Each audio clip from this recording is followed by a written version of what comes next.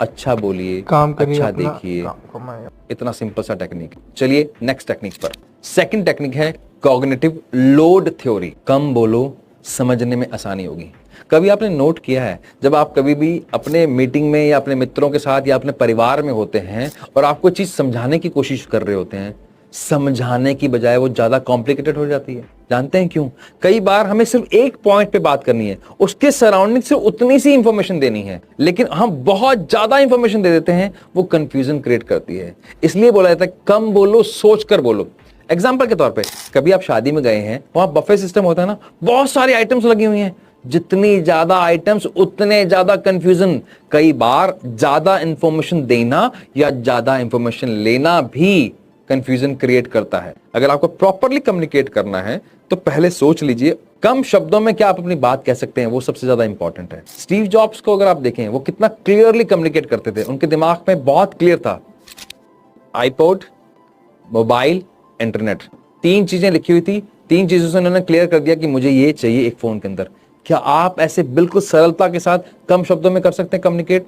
तो आपकी communication skills दिन ब दिन बेटर होते जाएंगी। अपने बड़े पैराग्राफ्स को बुलेट पॉइंट्स में ले आइए। याद रखिए, ये बहुत इंपॉर्टेंट टिप्स है। और वैसे भी मैं आपको एक बात बताऊं, जब भी आपने किसी से कम्युनिकेट करना है और आपके पास चार बातें हैं कम्युनिकेट करने के लिए, कभी मत कीजिए। एक बार में सिर्फ एक बात कीजिए, उसको भी बुलेट पॉइंट में कम शब्दों में कीजिए। करने वाले हैं ना, याद से इसे कीजिए। Thank you.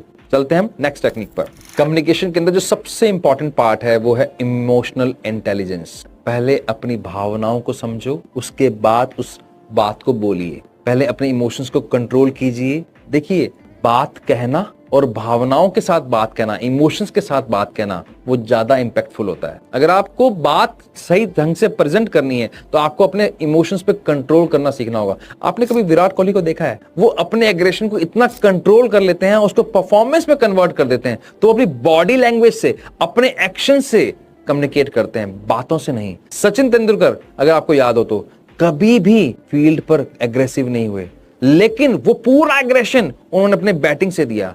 ऐसे ही जब आप किसी से कम्युनिकेट करते हैं, पहले अपने इमोशंस को समझिए कि आप किस इमोशंस में हैं। क्या आप गुस्से में हैं? क्या आप उदासी में हैं? क्या आप बहुत ही जॉय में हैं? क्या आप हैप्पी हैं? कैसे आप काम हैं, रिलैक्स्ड हैं? अगर नहीं है तो पहले डीप ब्रीदिंग कीजिए, लंबी गहरी सांसें लीजिए, ताकि आप काम और रिलैक्स और एक प्रेजेंट मोमेंट पे आ जाए। उसके बाद फिर कम्युनिकेट कीजिए। इमोशंस को कंट्रोल कर कर ही आप बेटर कम्युनिकेटर बन सकते हैं, बेटर स्पोक्स पर्सन बन सकते हैं, बेटर अपनी बात समझा सकते हैं। करने वाले ने से याद से कमेंट बॉक्स में प्रॉमिस लिख देना करने वाले हैं तो। चलते हैं लास्ट टेक्निक, फोर्थ टेक्निक की तरफ, वो है बॉडी लैंग्वेज।